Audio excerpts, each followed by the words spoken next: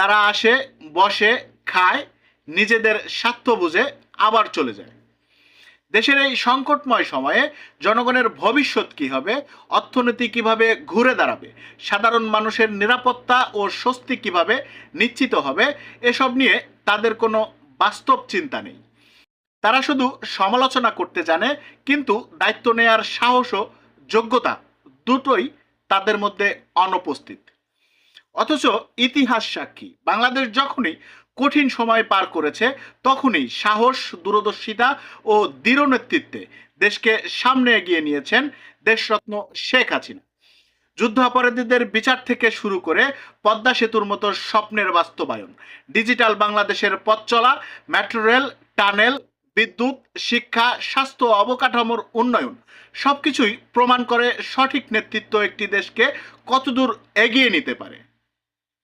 বিশ্বব্যাপী মহামারী, অর্থনৈতিক চাপ, আন্তর্জাতিক ষড়যন্ত্র ও নানা সংকটের মধ্যেও তিনি বারবার প্রমাণ করেছেন বাংলাদেশ মাথা নত করে চলার জাতি নয়। তার নেতৃত্বেই দেশ স্বল্পোন্নত রাষ্ট্র থেকে উন্নয়নশীল দেশের কাতারে পৌঁছেছে। আর যারা বড় বড় কথা বলে, তারা ক্ষমতায় থাকাকালে দেশকে কি দিয়েছে মানুষ তা ভুলে যায়নি।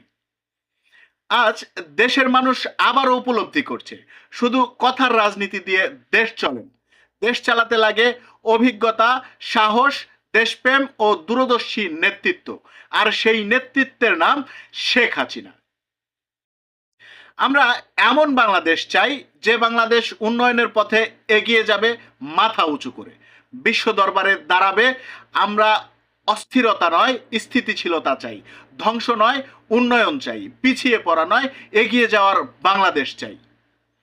তাই দেশের স্বার্থে, উন্নয়নের স্বার্থে, ভবিষ্যৎ প্রজন্মের স্বার্থে আমরা আবারও শেখ হাসিনাকেই চাই। জয় বাংলা, জয় বঙ্গবন্ধু।